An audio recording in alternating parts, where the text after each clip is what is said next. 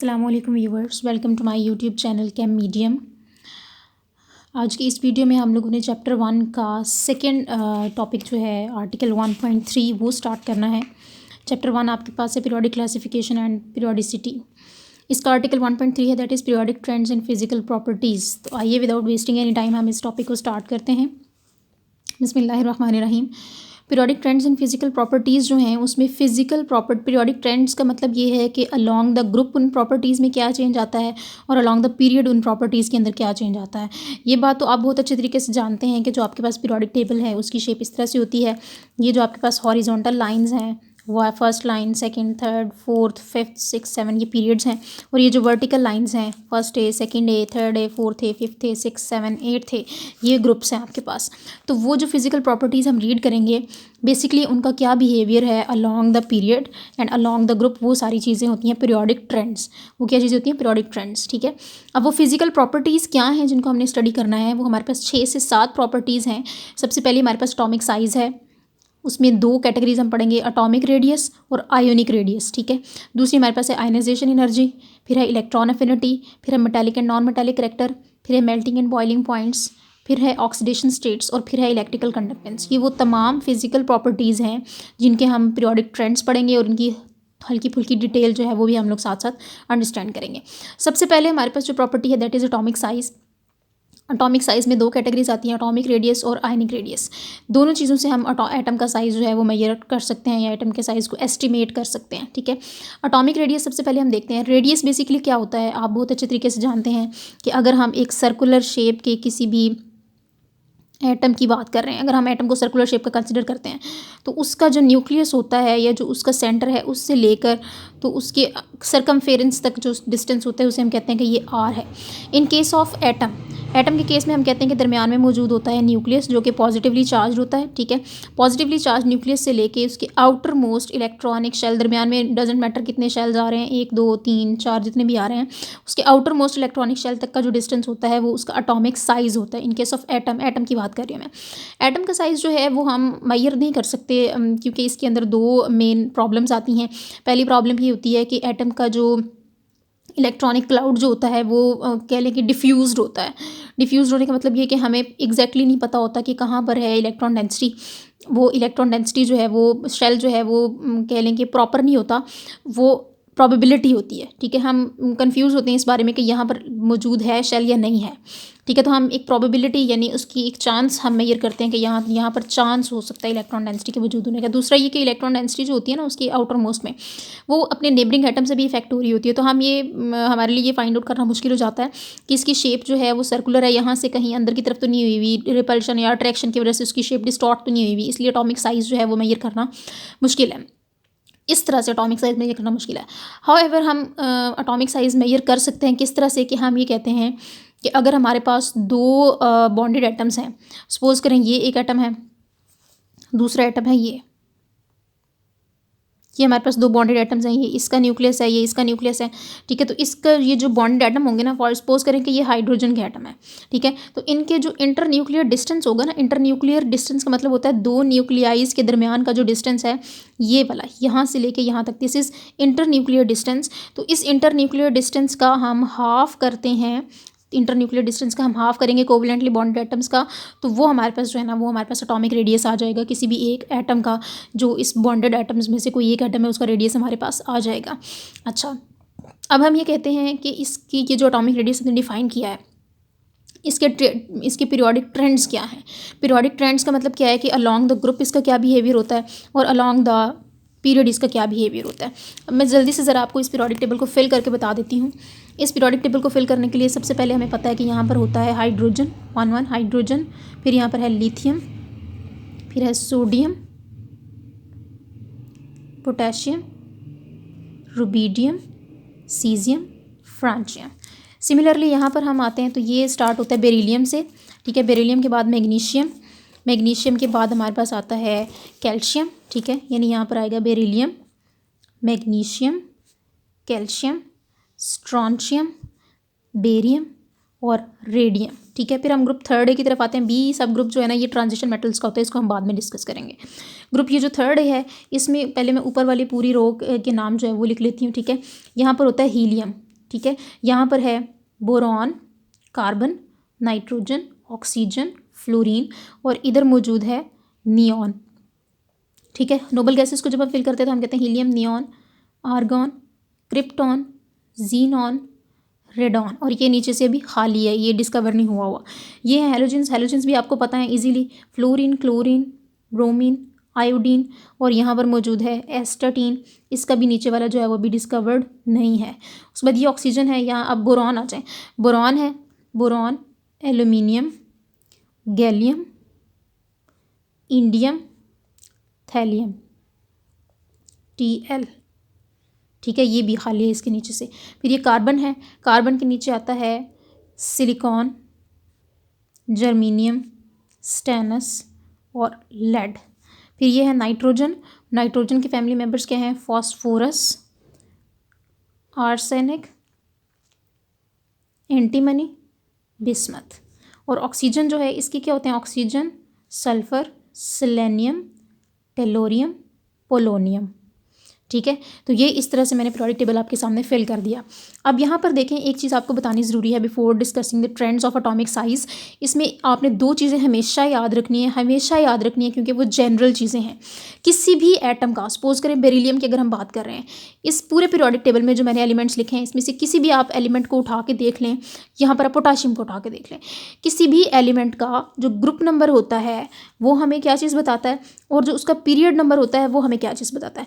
किसी भी एलिमेंट का ग्रुप नंबर हमें बताता है number of electrons in outer most shell of any element या एटम, ठीक है। और उसका पीरियड नंबर हमें क्या बताता है? Number of shells around the nucleus of any element या any atom of element, periodic table, ठीक है। सपोज करें यहाँ पर मैं बात कर रही थी पोटाशियम की। पोटाशियम के साइज़ को या पोटाशियम जो है इसकी नेचर को मैं किस तरह से इसके ग्रुप नंबर और इसके पीरियड नंबर से एस्टिमेट कर सकती हूँ कि ये ग्रुप फर्स्ट ए के अंदर है ना, फर्स्ट ए से बिलोंग करते हैं। इसका मतलब है इसके आउटर मोस्ट शेल में कितने इलेक्ट्रॉन्स हैं? 1, ठीक है। और पोटाशियम जो है ये 4th पीरियड के अंदर मौजूद है, तो इसका मतलब है पोटाशियम के गिर्द कितने शेल्स हैं? 4 शेल्स हैं, ठीक है। तो पोटाशियम जो है इसका एटॉमिक नंबर होता है 19, ठीक है। 19 एटॉमिक नंबर होता है। अगर हम पोटाशियम का स्ट्रक्चर ड्रॉ करेंगे तो हमें पता चल जाएगा कि पोटाशियम के गिर्द कितने शेल्स हैं? 4। पहले शेल में 2 इलेक्ट्रॉन्स हैं, दूसरे में 8 इलेक्ट्रॉन्स हैं, तीसरे में 18 इलेक्ट्रॉन्स होते हैं। लेकिन इसका जो शेल है ये देखें ज़रा, पोटाशियम का मैं स्ट्रक्चर ड्रॉ करने लगी हूँ, ठीक है। पोटाशियम का जब मैं स्ट्रक्चर ड्रॉ करूँगी तो इसके पहले शेल में आएंगे 2 इलेक्ट्रॉन्स, पहला शेल, फिर दूसरा शेल, फिर तीसरा शेल, फिर चौथा शेल, चौथे पीरियड में ना, तो इसका मतलब इसके गिर्द कितने शेल्स हैं? 4 शेल्स। पोटाशियम के पहले शेल में 2 इलेक्ट्रॉन्स आ जाएंगे, दूसरे शेल के अंदर 8 इलेक्ट्रॉन्स आ जाएंगे, कितने हो जाएंगे ये? टोटल 10। और तीसरा शेल जो है उसमें अगेन 8 इलेक्ट्रॉन्स आएंगे, ठीक है। और 8 इलेक्ट्रॉन्स जो आएंगे वो 8 18 हो जाएंगे। और चौथा शेल जो है उसके अंदर कितने इलेक्ट्रॉन्स आएंगे? 1 इलेक्ट्रॉन आएगा। यानी मैं यहाँ पर कहीं पोटाशियम का स्ट्रक्चर आपको ड्रॉ करके बता देती हूँ। ये देखें, ये आपके पास है न्यूक्लियस पोटाशियम का, ये इसका फर्स्ट शेल है, ये इसका सेकंड शेल है, ये इसका थर्ड शेल है ये वाला, और ये इसका है 4th शेल। पहले शेल में आ जाएंगे 2 इलेक्ट्रॉन्स, ठीक है। दूसरे में 1 2 3 4 5 6 7 और 8 हो जाएंगे। तीसरे में भी 1 2 3 4 5 6 7 और 8। और चौथे में होता है 1 इलेक्ट्रॉन। 19 है ना टोटल, 2 और 8 10 और 8 18 और 1 19, ठीक है। तो पोटाशियम जो है उसके आउटर मोस्ट शेल में 1 इलेक्ट्रॉन है। क्यों? क्योंकि इसका ग्रुप नंबर क्या है? 1। और इसके जो 4th पीरियड में मौजूद है तो इसके गिर्द कितने शेल्स हैं? 4। यानी किसी भी एटम के, सपोज करें आप ऑक्सीजन की बात कर रहे हैं, ऑक्सीजन कौन से पीरियड में मौजूद है? दूसरे पीरियड में, और ग्रुप नंबर कितना है इसका? 6। तो ऑक्सीजन के गिर्द 2 शेल्स होंगे क्योंकि इसका पीरियड नंबर 2 है। फर्स्ट शेल में 2 इलेक्ट्रॉन्स होंगे और दूसरे शेल में इसके 6 इलेक्ट्रॉन्स होंगे क्योंकि इसका जो ग्रुप नंबर है वो 6 है। आउटर मोस्ट शेल के अंदर जितने इलेक्ट्रॉन्स होते हैं वो ग्रुप नंबर बताता है, कितने शेल्स हैं ये पीरियड नंबर बताता है। अच्छा, अब मैं आपके साथ जो बात करने लगी हूँ कोर्स सुनिएगा कि एटॉमिक साइज जो है इसके बारे में ट्रेंड्स में हम कहते हैं कि down the group size increases, down the group size increase करता है। एक बात, दूसरी अलोंग द पीरियड यानी left to right size decreases. ये मैंने दो बातें की हैं आपके साथ, अब मैं इनको स्पेसिफाई करती हूँ। लुक एट दिस, मैंने बताया कि पीरियड नंबर के अकॉर्डिंग जितना पीरियड नंबर होता है उतने उसके शेल्स होते हैं। हाइड्रोजन फर्स्ट पीरियड में तो एक शेल है, लिथियम दूसरे पीरियड में तो दो शेल्स हैं इसके, सोडियम तीसरे पीरियड में तो तीन शेल हैं, चार शेल हैं, पाँच शेल हैं, छः शेल हैं और सात शेल हैं। अब आप मुझे ये बताएं कि वो एटम जिसके गिर्द सिर्फ एक शेल है, सिर्फ यहाँ तक, यहाँ से लेके यहाँ तक, क्या उसका साइज़ बड़ा होगा, या वो एटम जिसके गिर्द सात शेल्स हैं? फ्रांशियम के गिर्द कितने कितने शेल्स हैं? सात शेल्स हैं। तो ऑब्वियसली हाइड्रोजन के मुकाबले में फ्रांशियम जो है उसका साइज़ बहुत बड़ा होगा। लुक एट दिस, कि अगर मैं आपके पास हाइड्रोजन का स्ट्रक्चर ड्रॉ करती हूँ, ये उसका न्यूक्लियस है, ये उसका फर्स्ट शेल है, हाइड्रोजन फर्स्ट पीरियड में मौजूद है, ये हाइड्रोजन का स्ट्रक्चर हो गया। फ्रांशियम की बात करूँ तो ये इसका न्यूक्लियस है, ये इसका first shell, second shell, third shell, fourth shell, fifth shell, sixth shell और ये seventh shell. Look at this, अब फ्रांशियम के केस में कहाँ तक गया है? यहाँ से लेके यहाँ तक है इसका साइज़, 7 शेल्स हैं, जबकि हाइड्रोजन का साइज़ यहाँ से लेके यहाँ तक है। तो हाइड्रोजन सबसे ऊपर है, फ्रांशियम सबसे नीचे है। तो इसका मतलब है डाउन द ग्रुप जैसे जैसे हम मूव करते जाते हैं, नंबर ऑफ शेल्स इंक्रीज़ करते जाते हैं। नंबर ऑफ शेल्स इंक्रीज़ करेंगे तो ऑटोमेटिकली जो साइज़ ऑफ एन एटम है वो भी इंक्रीज़ करेगा। अब बात करते हैं from left to right. Left to right जब हम बात करते हैं तो ये देखें, लिथियम की बात करें, लिथियम और नियॉन की, दोनों जो हैं ये सेकंड पीरियड में मौजूद हैं। इसका मतलब है दोनों के गिर्द कितने शेल्स हैं? दो शेल्स हैं, ठीक है। यानी लिथियम का स्ट्रक्चर जब मैं ड्रॉ करती हूँ तो ये देखें, यहाँ ड्रॉ करती हूँ मैं, इसको मैं थोड़ा सा ऐसे कर दूँ। लिथियम का स्ट्रक्चर जब मैं ड्रॉ करूँगी तो लिथियम सेकेंड पीरियड में मौजूद है, फर्स्ट ये न्यूक्लियस, ये फर्स्ट शेल और ये सेकेंड शेल। लिथियम जो है ना, इसका एटॉमिक नंबर होता है 3, यानी इसके पास 3 प्रोटॉन्स हैं और 3 इसके पास इलेक्ट्रॉन्स हैं, ठीक है। अच्छा, अब ये जो मैंने डिस्कस किया ना आपके साथ, 3 प्रोटॉन्स 3 न्यूट्रॉन्स, ये है लिथियम का केस, ये वाला। अब मैं बात करती हूँ नियॉन की। नियॉन जो है उसके, वो भी सेकेंड पीरियड में मौजूद है, तो उसके गिर्द भी 2 ही शेल्स होंगे, ठीक है। नियॉन का जब मैं स्ट्रक्चर ड्रॉ करूँगी तो ये आपके पास नियॉन है। अच्छा, नियॉन होता है 10, इसका ये न्यूक्लियस है आपके पास, ये इसका सेकेंड शेल है और ये इसका फर्स्ट शेल है। अच्छा, अब आप ये देखें 10 है ना, तो इसका मतलब है इसके पास 10 इलेक्ट्रॉन्स हैं और 10 प्रोटॉन्स हैं। शेल जो है इसका भी फर्स्ट शेल ये और सेकंड ये, इसका भी फर्स्ट शेल ये और सेकंड शेल ये है। फ़र्क कहाँ आ रहा है? फ़र्क यहाँ पर आ रहा है कि इसके न्यूक्लियस में 3 प्रोटॉन्स हैं, इसके न्यूक्लियस में 10 प्रोटॉन्स हैं। शेल सेम है, इसके आउटर मोस्ट शेल में 1 इलेक्ट्रॉन है और इसके आउटर मोस्ट शेल में 8 इलेक्ट्रॉन्स हैं, ठीक है। अब जो प्रोटॉन्स हैं, यहाँ पर इलेक्ट्रॉन प्रोटॉन रेशियो की बात करें, यहाँ पर 3 प्रोटॉन्स सेम शेल को अट्रैक्ट कर रहे हैं, यहाँ पर 10 प्रोटॉन्स सेम शेल को अट्रैक्ट कर रहे हैं। तो किसका साइज़ छोटा होगा? ऑटोमेटिकली नियॉन का साइज़ छोटा होगा, क्योंकि इसमें न्यूक्लियर चार्ज यहाँ पर बहुत ज़्यादा है, यहाँ पर न्यूक्लियर चार्ज कम है, तो लिथियम का साइज़ बड़ा होगा। तो हम ये कहते हैं कि along the period lithium, beryllium, boron, carbon, nitrogen, oxygen, fluorine and neon size decrease होता जा रहा है, ठीक है, क्योंकि न्यूक्लियर चार्ज इंक्रीज़ होता जा रहा है। और down the group size increase होता जाता है, क्योंकि नंबर ऑफ शेल्स जो हैं वो इंक्रीज़ होते जाते हैं। अच्छा, ये हमने एटॉमिक साइज़ का ट्रेंड पढ़ लिया। नेक्स्ट आ जाए, हमारे पास है आयनिक रेडियस। आयनिक रेडियस जो है उसके ट्रेंड्स, यानी डाउन द ग्रुप उसका भी साइज़ इंक्रीज़ करता है। आइसो इलेक्ट्रॉनिक स्पीशीज़ का, यानी सेम, अगर पॉजिटिव चार्ज की बात कर रहे हैं, पॉजिटिव आयन की बात करें कैटाइन की, तो कैटाइन्स डाउन द ग्रुप इंक्रीज़ करते हैं, अलॉन्ग द पीरियड डिक्रीज़ करते हैं। एनाइंस की बात करें तो वो भी डाउन द ग्रुप इंक्रीज़ करते हैं, अलॉन्ग द पीरियड डिक्रीज़ करते हैं। अब इसमें 2 इंपॉर्टेंट शॉर्ट क्वेश्चन हैं। Size of cation always smaller than the parent atom, ठीक है।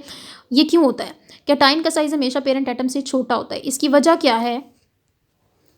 ये देखें, सोडियम की मैं एग्जांपल ले रही हूँ। सोडियम जो है वो मौजूद होता है, यहाँ देखें, सोडियम मौजूद होता है ग्रुप 3A में, फर्स्ट ए में मौजूद है और थर्ड पीरियड में मौजूद है, ठीक है। यानी इसके आउटर मोस्ट में 1 इलेक्ट्रॉन होगा, क्योंकि इसका ग्रुप नंबर 1 है, और इसके 3 शेल्स होंगे, क्योंकि इसका पीरियड नंबर 3 है।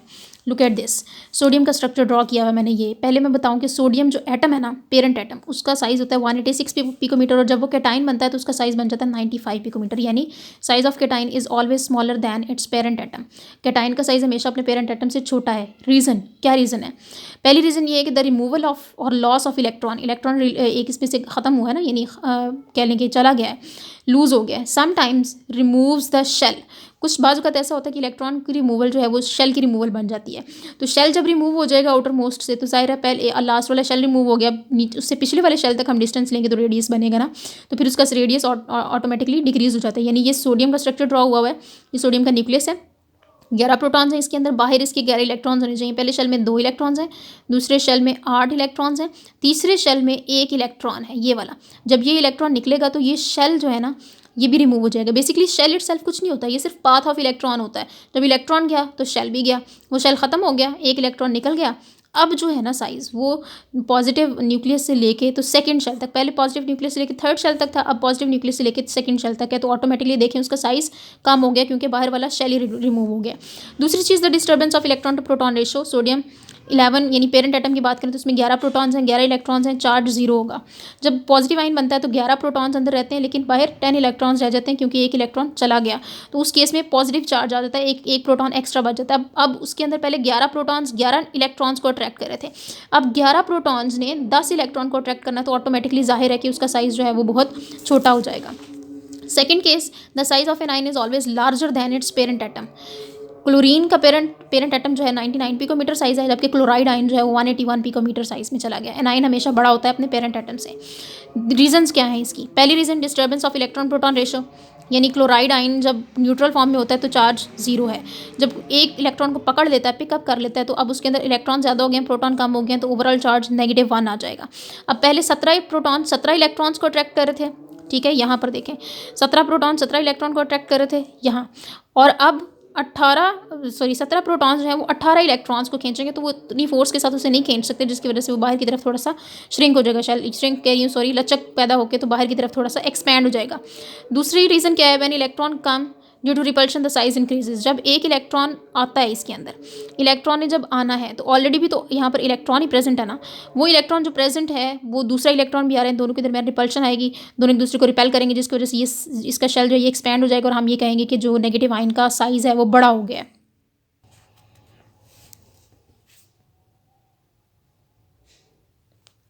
जी, हमारी सेकंड जो फिज़िकल प्रॉपर्टी है या फिज़िकल करेक्टरिस्टिक वो है आयनाइजेशन एनर्जी। आयनाइजेशन एनर्जी को हम डिफाइन करते हैं, the minimum amount of energy required to remove an electron from outer most shell of isolated gaseous atom. यानी आपके पास एक गैसियस एटम है, उसके आउटर मोस्ट शेल से आपने एक इलेक्ट्रॉन को रिमूव करना है। ऑब्वियसली इलेक्ट्रॉन को रिमूव करना है, तो इलेक्ट्रॉन को रिमूव करने के लिए आपको नीचे से एनर्जी देनी पड़ेगी। तो minimum amount of energy required, ये हमेशा रिक्वायर्ड होती है, इसको हम हमेशा पॉजिटिव साइन से रिप्रेजेंट करते हैं, ठीक है। तो ये होती है हमारे पास ionisation energy. For example sodium है, सोडियम के आउटर मोस्ट शेल से जब हम एक इलेक्ट्रॉन निकालते हैं तो इसके लिए जो हमें आयनाइजेशन एनर्जी देनी पड़ती है वो 496 किलो जॉल्स पर मोल है। मैग्नीशियम के केस में अगर हम देखें तो मैग्नीशियम जो है, जो सोडियम है वो सिर्फ एक ही शो कर सकता है, मैग्नीशियम जो है वो सेकंड पीरियड में, तो इसके आउटर मोस्ट शेल में 2 इलेक्ट्रॉन्स मौजूद हैं, ठीक है। तो ये 2 आयनाइजेशन एनर्जीज दे सकता है। पहले एक इलेक्ट्रॉन को रिमूव करेंगे तो उसकी एनर्जी होगी 738 किलो जॉल्स पर मोल। जब दूसरा इलेक्ट्रॉन रिमूव करते हैं तो उस केस में एनर्जी जो रिक्वायर होगी वो ज़्यादा होगी, 1451 किलो जॉल्स पर मोल एनर्जी हमें रिक्वायर होगी उसको आयनाइज करवाने के लिए, डबली आयनाइज करवाने के लिए। अच्छा, अब ये आपके पास है आयनाइजेशन एनर्जी। अब हमने इसके ट्रेंड्स देखने हैं, अलॉन्ग द पीरियड क्या इसका बिहेवियर होता है, अलॉन्ग द ग्रुप इसका क्या बिहेवियर होता है।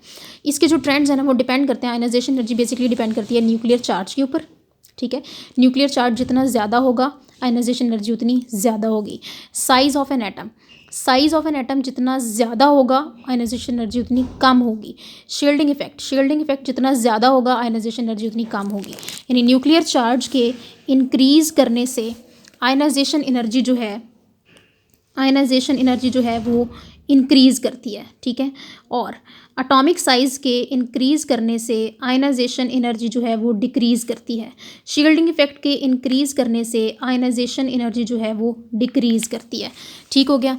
अच्छा, अब यहाँ पर आप देखें कि हम जब अलॉन्ग द ग्रुप की बात करते हैं, अलॉन्ग द ग्रुप हम देखते हैं कि hydrogen, lithium, sodium, potassium, rubidium, caesium, francium. मैंने बताया कि एटॉमिक साइज़ के इंक्रीज़ करने से आयनाइजेशन एनर्जी जो है वो डिक्रीज़ करती है। आपको पता है down the group size increase करता है। जब साइज़ इंक्रीज़ करेगा तो नंबर ऑफ़ शेल्स ग्रेजुअली, ये देखें जब डाउन द ग्रुप हम आएंगे तो ये हाइड्रोजन का ये साइज़ है और फ्रांशियम जो है उसका इतना बड़ा साइज़ होता है। ये डाउन द ग्रुप जब हम आते हैं तो नंबर ऑफ़ शेल्स इंक्रीज़ करते हैं। बेसिकली हमने क्या करना है, हमने आउटर मोस्ट शेल से इलेक्ट्रॉन को निकालना है। उस इलेक्ट्रॉन को निकालेंगे तो हमें कितनी एनर्जी देनी पड़ेगी। आप मुझे बताएं कि इसके आउटर मोस्ट शेल से इलेक्ट्रॉन निकालना आसान है या इसके आउटर मोस्ट शेल से इलेक्ट्रॉन निकालना आसान है? क्यों? इसका न्यूक्लियस तो बिल्कुल साथ है ना, इससे आप इलेक्ट्रॉन निकालेंगे आपको बहुत ज़्यादा एनर्जी देनी पड़ेगी, तो फिर इसकी अट्रैक्शन को यहाँ से तोड़ेंगे और हम इलेक्ट्रॉन निकालेंगे। जबकि इसकी जब आपने निकालना है ना इलेक्ट्रॉन, तो इसमें दरमियान में इतने सारे शेल्स हैं, इतनी दूर न्यूक्लियस है, इतनी दूर शेल है, आप आराम से इसमें से इलेक्ट्रॉन को निकाल सकते हैं। आपको थोड़ी सी एनर्जी देनी पड़ेगी, इलेक्ट्रॉन निकल आएगा। यानी साइज़ छोटा हो तो आयनाइजेशन एनर्जी ज़्यादा होती है, साइज़ बड़ा हो तो आयनाइजेशन एनर्जी कम होती है। ठीक है, डाउन द ग्रुप आपको पता है कि साइज़ इंक्रीज़ करता है। ट्रेंड्स की अगर हम बात करें, down the group size increase करता है, जिसकी वजह से हम कहते हैं कि साइज़ इंक्रीज़ करता है तो आयनाइजेशन एनर्जी डिक्रीज़ होती है। तो down the group ionization energy decrease करती है। जबकि हम लेफ्ट टू राइट की अगर हम बात करें तो एटॉमिक साइज़ का क्या ट्रेंड होता है लेफ्ट टू राइट, हम कहते हैं कि along the period size decrease करता है। ये मैंने आपको एक्सप्लेन कर दिया क्यों डिक्रीज़ करता है। अलॉन्ग द पीरियड जब साइज़ डिक्रीज़ करेगा तो ऑब्वियसली आयनाइजेशन एनर्जी जो है वो बहुत ज़्यादा हो जाएगी, क्योंकि साइज़ के डिक्रीज़ करने से आयनाइजेशन एनर्जी ज़्यादा होती है। ठीक है, तो इसका मतलब ये है कि along the period ionization energy increases and along the group ionization energy decreases। अब ये उसने थोड़े से ट्रेंड्स डिस्कस किए हैं। लुक एट दिस, ये उसने ग्राफ प्लॉट किया है और ये ग्राफ उसने जो प्लॉट किया हुआ है ये है इस किस के दरमियान, ये आयनाइजेशन एनर्जी है ऑन एक वाई एक्सिस और एक्स एक्सिस पे है एटॉमिक नंबर। ठीक है, एटॉमिक नंबर के इंक्रीज़ करने से आयनाइजेशन एनर्जी डिक्रीज़ कर रही है। एटॉमिक नंबर के इंक्रीज़ करने का मतलब क्या है, साइज़ इंक्रीज़ कर रहा है। Lithium, sodium, potassium, rubidium, caesium, francium. Look at this, lithium, hydrogen, lithium, sodium, potassium, rubidium, caesium, francium, यानी अलॉन्ग द ग्रुप बात की हुई है। तो अलॉन्ग द ग्रुप ये जो डिक्रीजिंग ट्रेंड है ये आयनाइजेशन एनर्जी का है। अब ये अलॉन्ग द पीरियड उसने बात की है। पीरियड कौन कौन से उसने देखे हैं, पहले पीरियड में हाइड्रोजन आता है और हीलियम आता है। दूसरे पीरियड में लिथियम से लेके नियॉन तक। तीसरे पीरियड में सोडियम से लेके आर्गॉन तक। अब ये देखें, ये जो ट्रेंड उसने शो किया है, हाइड्रोजन थोड़ा है और हीलियम बहुत बड़ा है, यानी अलॉन्ग द पीरियड बढ़ गया। फिर लिथियम से लेके नियॉन तक देखें, ग्रेजुअली ये जो आपके पास आयनाइजेशन एनर्जी है ये इंक्रीज़ होती जा रही है, ये along the period number 2। Along period number 3 ये भी देखें, ये सोडियम से लेके आर्गॉन तक, तो ये ग्रेजुअली इंक्रीज़ कर रही है। तो आयनाइजेशन एनर्जी जो है वो अलॉन्ग द पीरियड इंक्रीज़ करती है, अलॉन्ग द ग्रुप डिक्रीज़ करती है। समझ आगे बात की। नेक्स्ट है हमारे पास third property, electron affinity. Electron affinity जो होती है वो क्या होती है, बेसिकली एनर्जी रिलीज्ड और अब्जॉर्ब। रिलीज भी हो सकती है, अब्जॉर्ब भी हो सकती है। When an electron is added to the outer most shell of isolated gaseous atom. उस केस में आयनाइजेशन एनर्जी के केस में हम क्या कर रहे थे, हम इलेक्ट्रॉन निकाल रहे थे, required to remove an electron, और उसमें एनर्जी रिक्वायर थी। इसमें वो कह रहा है कि रिलीज भी हो सकती है, अब्जॉर्ब भी हो सकती है। उसमें हमने इलेक्ट्रॉन को क्या करना था, रिमूव करना था। इसमें हमने क्या करना है, इलेक्ट्रॉन को ऐड करना है to the outer most shell of isolated gaseous atom. ठीक है, तो जिसका साइज, इसके ट्रेंड्स की अगर हम बात करें, पहले हम एग्जांपल देख लेते हैं। फ्लोरीन को जब हम इलेक्ट्रॉन देते हैं तो वो फ्लोराइड आयन बनाता है। फ्लोराइड आयन बनाएगा तो इसकी एनर्जी रिलीज होगी -337 किलो जूल्स पर मोल एनर्जी होती है, इलेक्ट्रॉन अफिनिटी। ऑक्सीजन जो है वो डबल इलेक्ट्रॉन अफिनिटी शो करता है। पहले जब उसके अंदर हम एक इलेक्ट्रॉन ऐड कराते हैं तो वो इलेक्ट्रॉन अफिनिटी देता है -141 किलो जूल्स पर मोल। दूसरा, जब हम इसको सेकेंड यानी डाईवेलेंट आयन बनाएंगे, इसको ऑक्साइड आयन यानी O-2 बनाएंगे, तो उस केस में यानी एक और इलेक्ट्रॉन ऐड करवा रहे हैं, उस केस में ऑलरेडी इलेक्ट्रॉन एडेड है, फिर इलेक्ट्रॉन ऐड कराना है। इलेक्ट्रॉन की रिपल्शन होगी, उस रिपल्शन को ओवरकम करने के लिए एनर्जी रिलीज तो नहीं होगी, अलबत्ता हमें एनर्जी प्रोवाइड करनी पड़ेगी और उसको हम पॉजिटिव साइन से रिप्रेजेंट करेंगे, और वो है ऑलमोस्ट 780 किलो जूल्स पर मोल एनर्जी। बाकी इसके ट्रेंड्स की बात रह गई, तो इसके जो ट्रेंड्स हैं वो बिल्कुल सिमिलर होते हैं जैसे आयनाइजेशन एनर्जी के होते हैं। ये भी 3 चीज़ों पे डिपेंड करती है, न्यूक्लियर चार्ज पे, साइज ऑफ द एटम पे और शील्डिंग इफेक्ट पे। न्यूक्लियर चार्ज ज़्यादा होगा तो इलेक्ट्रॉन अफिनिटी ज़्यादा होगी, साइज ऑफ एन एटम ज़्यादा होगा तो इलेक्ट्रॉन अफिनिटी कम होगी, शील्डिंग इफेक्ट ज़्यादा होगा तो इलेक्ट्रॉन अफिनिटी कम होगी। बेसिकली हमने इलेक्ट्रॉन को ऐड करवाना है ना, ठीक है, तो इलेक्ट्रॉन को जब हम ऐड करवाते हैं तो जिसका साइज़ छोटा होगा उसके अंदर इलेक्ट्रॉन आसानी से ऐड हो जाएगा और उसमें माइनस यानी जो एनर्जी है वो ज़्यादा रिलीज़ होगी, क्योंकि अट्रैक्शन जो है वो ओवरकम हो रही है ना। जब दूर जाएंगे हम, जैसे ये देखें, हाइड्रोजन में इलेक्ट्रॉन ऐड कराना आसान है, जबकि फ्रांशियम के अंदर इलेक्ट्रॉन को ऐड करवाना मुश्किल है। क्यों मुश्किल है, क्योंकि न्यूक्लियस इतनी दूर है, दरमियान में शील्डिंग इफेक्ट बहुत ज़्यादा है। शील्डिंग इफेक्ट बेसिकली क्या होता है, शील्डिंग इफेक्ट होता है आउटर मोस्ट शेल और न्यूक्लियस के दरमियान जो अट्रैक्शन है उसको कम करते हैं ये जो इंटरवेनिंग न्यूक्लियस और इंटरवेनिंग शेल्स और जो इलेक्ट्रॉन्स होते हैं ना, वो इन दोनों की अट्रैक्शन को कम कर देते हैं। तो basically shielding effect is the reduction in attraction between the outer most shell and the nucleus due to the presence of intervening shells and intervening electrons is called shielding effect. तो वो size के increase करने से increase करता है shielding effect, और size जब increase करते हैं तो आयनाइजेशन एनर्जी भी डिक्रीज़ हो जाती है और इलेक्ट्रॉन अफिनिटी भी डिक्रीज़ हो जाती है। हम इसके अंदर इलेक्ट्रॉन डालेंगे भी तो इसको इतना कोई खास फ़र्क नहीं पड़ेगा, ये कोई भी एनर्जी इतनी खास रिलीज़ नहीं करेगा। तो down the group electron affinity decreases क्योंकि साइज़ इंक्रीज़ कर रहा है, और left to right electron affinity increases because the size decreases. जी, नेक्स्ट है हमारे पास metallic and non metallic character. तो बेटा मेरी एक बात ये हमेशा याद रखें कि जो पीरियोडिक टेबल है ना, पीरियोडिक टेबल के अंदर जो हमारे पास लेफ़्ट साइड पर मौजूद हैं तमाम जो एलिमेंट्स मौजूद हैं वो सारे के सारे मेटल्स होते हैं। यानी ये आपके पास पीरियोडिक टेबल मैंने ड्रॉ किया हुआ है, ये भी मेटल्स हैं, ये भी मेटल्स हैं, ये ट्रांजिशन एलिमेंट्स भी सारी मेटल्स हैं, ये भी तकरीबन आधे से ज़्यादा मेटल्स हैं। ये जो अपर राइट कॉर्नर है जो मैंने कल आपको बताया था, ये नॉन मेटल्स होती हैं।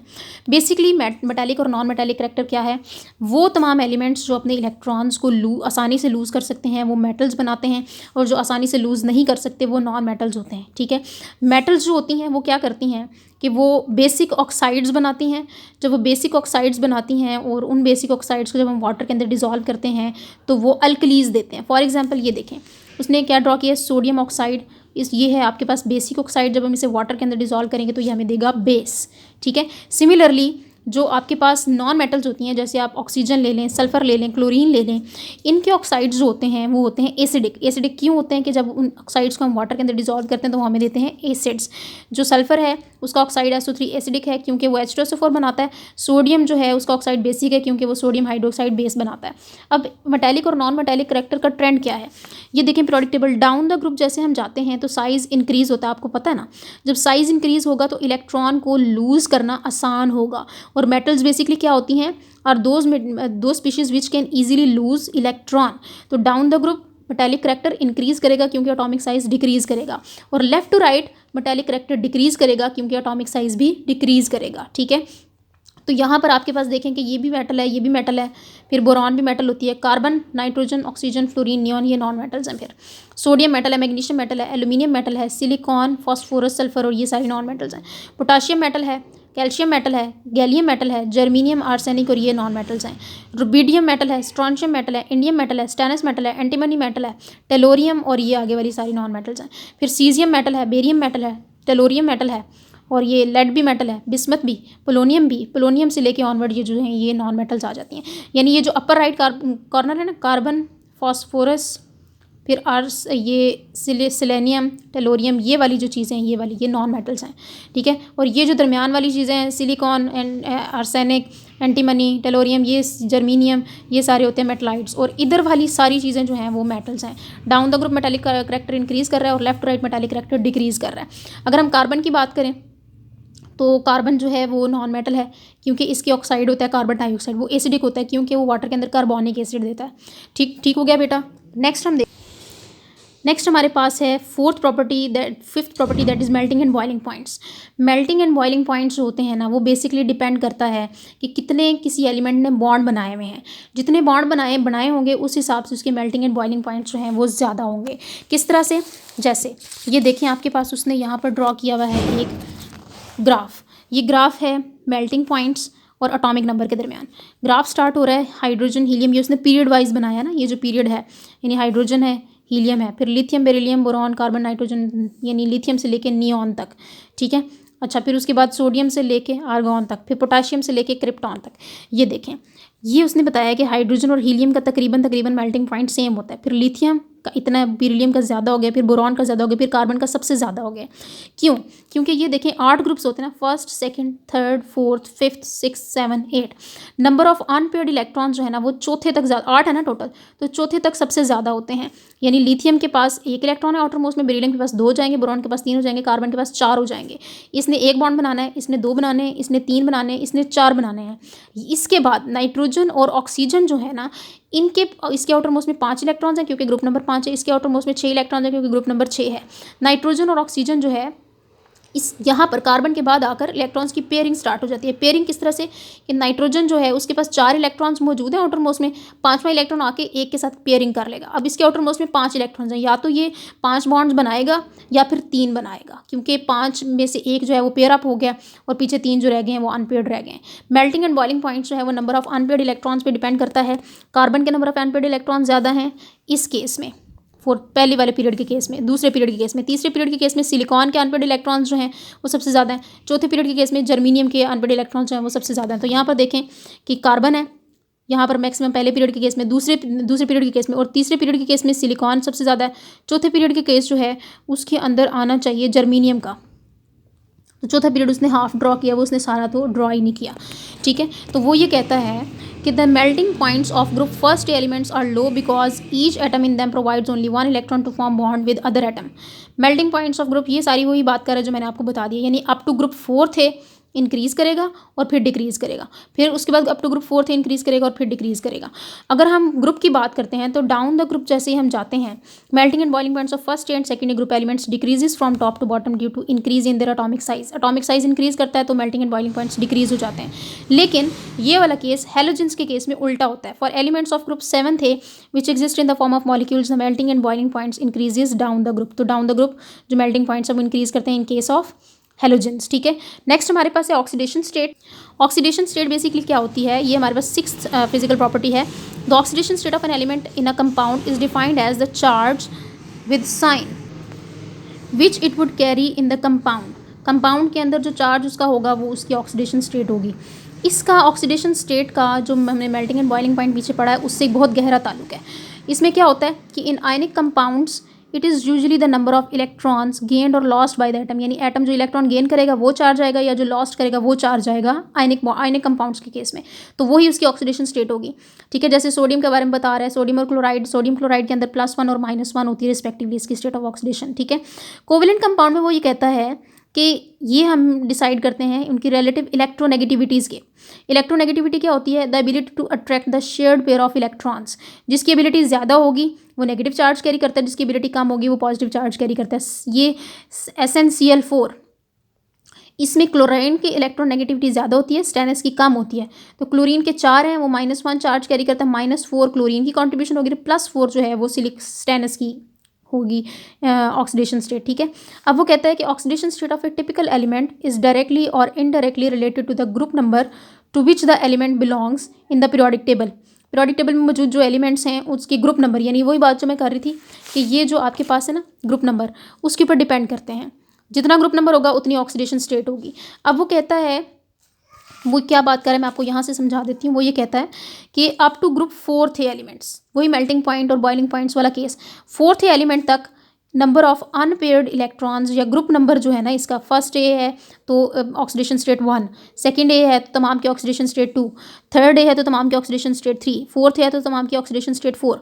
4th एलिमेंट्स तक नंबर ऑफ अनपेयर्ड इलेक्ट्रॉन्स या ग्रुप नंबर के अकॉर्डिंग उसकी ऑक्सीडेशन स्टेट होती है।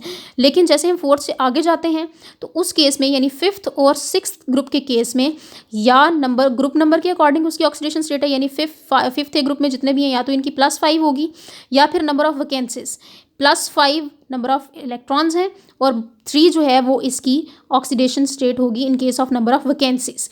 या तो वो 5 बॉन्ड बनाएगा या फिर 3 बॉन्ड बनाएगा। और ऑक्सीजन और सल्फर के केस में क्या होता है कि इस केस में या तो वो 6 बॉन्ड बनाता है या फिर 2 बॉन्ड्स बनाता है, या 2 होगी -2 शो करेंगे या +6 शो करेंगे, 5th वाले +5 शो करेंगे या -3 शो करेंगे। अब इसमें वो एग्जांपल दे रहा है आपको कि अगर हम बात करते हैं 6 एलिमेंट्स की, ठीक है, तो उसमें H2SO4 में सल्फर है, ठीक है। सल्फर जो है इसकी ऑक्सीडेशन स्टेट H2SO4 के अंदर -6 होती है, जो कि which is the number of electrons in its outer most shell, whereas its oxidation state is -2 in H2S। H2S के केस में इसकी ऑक्सीडेशन स्टेट -2 है और ये ऑक्सीडेशन स्टेट -2 क्यों आई है, which is the number of vacancies in the shell, जो कि नंबर ऑफ वैकेंसीज हैं, ठीक है। आगे वो ग्रुप 7 थे की बात करते हैं कि ग्रुप 7 थे जो है वो हमेशा -1 ऑक्सीडेशन स्टेट शो करते हैं क्योंकि नंबर ऑफ वैकेंसीज के अंदर -1 है, ठीक है। ग्रुप 8 थे एलिमेंट्स जो हैं वो 0 ग्रुप एलिमेंट्स कहलाते हैं क्योंकि इनकी ऑक्सीडेशन स्टेट भी 0 होती है और क्योंकि इनके दरमियान कोई वैकेंसी मौजूद नहीं होती आउटर मोस्ट शेल के अंदर, ठीक है। ट्रांजिशन एलिमेंट्स जो हैं वो वेरिएबल ऑक्सीडेशन स्टेट शो करते हैं, यही उसने इस पैराग्राफ के अंदर लिखा है। वेरिएबल ऑक्सीडेशन स्टेट क्यों शो करते हैं, क्योंकि उनके अंदर d ऑर्बिटल इन्वॉल्व हो जाता है। तो d ऑर्बिटल जब इन्वॉल्व होगा तो उसके अंदर क्या हो गया, ऑक्सीडेशन स्टेट जो है कंपाउंड्स की डिफरेंट आती है, मोर देन 1 ऑक्सीडेशन स्टेट्स वो शो करते हैं। 7th प्रॉपर्टी हमारे पास इलेक्ट्रिकल कंडक्टेंस की। इलेक्ट्रिकल कंडक्टेंस क्या होता है कि किसी भी एलिमेंट की एबिलिटी कि वो अपने अंदर से इलेक्ट्रिसिटी को पास करने दे। तो आपको बहुत अच्छे तरीके से पता है कि जो मेटल्स हैं वो कंडक्टर्स होते हैं, इलेक्ट्रिकल कंडक्टर्स होते हैं, जो नॉन मेटल्स होते हैं वो इंसुलेटर्स होते हैं। वही इसने इस पूरे पैराग्राफ में एक्सप्लेन किया है। इसको आप रिलेट कर सकते हैं metallic and non metallic character से कि वो तमाम एलिमेंट्स जो मेटल्स हैं इलेक्ट्रॉन इजीली लूज़ कर सकते हैं, उनके पास फ्री इलेक्ट्रॉन्स होते हैं, वो इजीली इलेक्ट्रिसिटी को कंडक्ट कर सकते हैं, जबकि नॉन मेटल्स के पास कोई फ्री इलेक्ट्रॉन्स मौजूद नहीं होते ठीक है। फ्री इलेक्ट्रॉन्स मौजूद नहीं होंगे तो फिर वो अपनी इलेक्ट्रिकल कंडक्टेंस की वैल्यू ज़ीरो होगी और उन्हें हम बेसिकली नॉन कंडक्टर्स कह देंगे ये, ठीक है। In the series of transition elements, the values of electrical conductance vary so abruptly that no general trend can be assigned to them. Carbon in the form of diamond is non-conductor. Diamond की form में carbon non conductor होता है, जबकि graphite की form में वो conductor होता है। डायमंड की फॉर्म में इसलिए कंडक्टर नहीं होता कि उसके पास कोई भी फ्री इलेक्ट्रॉन मौजूद नहीं होता, जबकि कार्बन उसके ग्रेफाइट के केस में उसके पास फ्री इलेक्ट्रॉन्स मौजूद होते हैं, जिसकी वजह से क्या होता है कि वो उसका जो इलेक्ट्रिसिटी है वो उसको ईजिली कंडक्ट कर सकता है, ठीक है। तो कंडक्टेंस जो है वो डाउन द ग्रुप इंक्रीज करती है, लेफ्ट टू राइट डिक्रीज करती है। एट्थ और लास्ट प्रॉपर्टी हमारे पास hydration energy. Hydration energy basically क्या है, डेफिनेशन देख लें। The hydration energy is the heat absorbed और evolved when 1 mole of gaseous ions dissolve in water to give an infinitely dilute solution. 1 mole of gaseous ions, hydration energy है तो hydrogen ions की बात हो रही है। 1 मोल ऑफ हाइड्रोजन आयंस जब हम ऐड करते हैं तो एक इन्फिनिटली डाइल्यूट सोल्यूशन, बहुत ज़्यादा डाइल्यूट सोल्यूशन बन जाता है, उससे जो एनर्जी रिलीज होती है उसे हम कहते हैं hydration energy. For example 1 mole of gaseous hydrogen ions are dissolved in water resulting an infinitely dilute solution, a large amount of heat is liberated. Hydrogen ion जो है इसे हम वाटर में ऐड करेंगे तो हाइड्रोनियम आयन, और ये energy देगा -1075 किलो जॉल्स पर मोल। ये हाइड्रेशन एनर्जी है। हाइड्रेशन एनर्जी के ट्रेंड्स को जब हम डिस्कस करते हैं तो हम कहते हैं कि ये किस चीज़ पे डिपेंड करती है, वो कहता है it depends upon charge to size ratio. Charge ज़्यादा होगा, ये देखें ये लिखा हुआ है hydration energy is equal to charge Q over size. Size के साथ इन्वर्स रिलेशन है, चार्ज के साथ डायरेक्ट रिलेशन है। चार्ज ज़्यादा होगा तो हाइड्रेशन एनर्जी ज़्यादा होगी, साइज ज़्यादा होगा तो हाइड्रेशन एनर्जी कम होगी। Look at this table, lithium sodium potassium, ये देखें इसको, लिथियम है सोडियम है potassium, down the group size increase करता है ना, साइज इंक्रीज करेगा तो हाइड्रेशन एनर्जी ने डिक्रीज करना है। ये देखें इसकी 499 है, सोडियम का साइज़ बड़ा है इसकी कम हो गई, पोटाशियम का साइज़ उससे बड़ा है उसकी और कम हो गई। फिर मैग्नीशियम कैल्शियम, चार्ज दोनों के ऊपर सेम है लेकिन मैग्नीशियम ऊपर आता है कैल्शियम नीचे आता है, जो ऊपर है उसका साइज़ कम है, जो नीचे है उसका साइज़ ज़्यादा है। तो जिसका साइज़ ज़्यादा होगा उसकी हाइड्रेशन एनर्जी कम होगी, जिसका साइज़ बड़ा होगा उसकी हाइड्रेशन एनर्जी, जिसका साइज़ छोटा उसकी हाइड्रेशन एनर्जी ज़्यादा होगी। आगे देखें चार्जेस के लिहाज से, ये है मैग्नीशियम कैल्शियम और एल्यूमिनियम, ये चार्ज ज़्यादा है, चार्ज के साथ डायरेक्ट रिलेशन है ना। एल्यूमिनियम का चार्ज ज़्यादा है तो देखिए इसकी 4000 में पहुंच गई है, कैल्शियम का चार्ज जो है वो कम है तो इसकी 1500 है, मैग्नीशियम का चार्ज भी कम है तो इसकी 1800 में है। आगे हम हैलोजेंस का केस देखते हैं, fluorine chlorine bromine iodine, down the group size increase करता है तो डाउन चार्ज तो दोनों के ऊपर सेम है ना, इसलिए चार्ज की वजह से कोई इफेक्ट नहीं होगा, साइज़ की वजह से होगा। फ्लोरीन ऊपर है, क्लोरीन नीचे है, ब्रोमीन उससे नीचे, आयोडीन उससे नीचे है, तो ये देखें ये साइज़ बड़ा हो रहा है और साइज़ के बड़ा होने के साथ साथ उसकी हाइड्रेशन एनर्जी जो है वो डिक्रीज़ हो रही है। ये ग्रुप है ना 7th, fluorine chlorine bromine iodine, down the group size increase करता है, साइज़ इंक्रीज़ करेगा डाउन द ग्रुप तो हाइड्रेशन एनर्जी डिक्रीज़ कर रही है। तो यही वो बात कर रहे हैं कि हम कहते हैं on contrary the hydration energy increases significantly by moving from left to right, left to right increase करती है ना period, because size to charge ratio increases as found in the metal ions of third period. ठीक है, तो ये आज के लिए इतना काफ़ी है, हमने तमाम प्रॉपर्टीज़ इसकी फिजिकल प्रॉपर्टीज़ पढ़ ली हैं। अब इस चैप्टर का सिर्फ हमारा एक टॉपिक रह गया है, position of hydrogen in the periodic table, वो इंशाल्लाह हम कल करेंगे। आज के लिए बेटा इतना काफ़ी है, इसको देखिएगा गौर से, जिस चीज़ की समझ नहीं आएगी मुझसे आप पूछ सकते हैं। अपना ख्याल रखिएगा, अल्लाह हाफिज़, और मेरे चैनल को सब्सक्राइब करना और लाइक करना ना भूलें। अल्लाह हाफिज़ बेटा।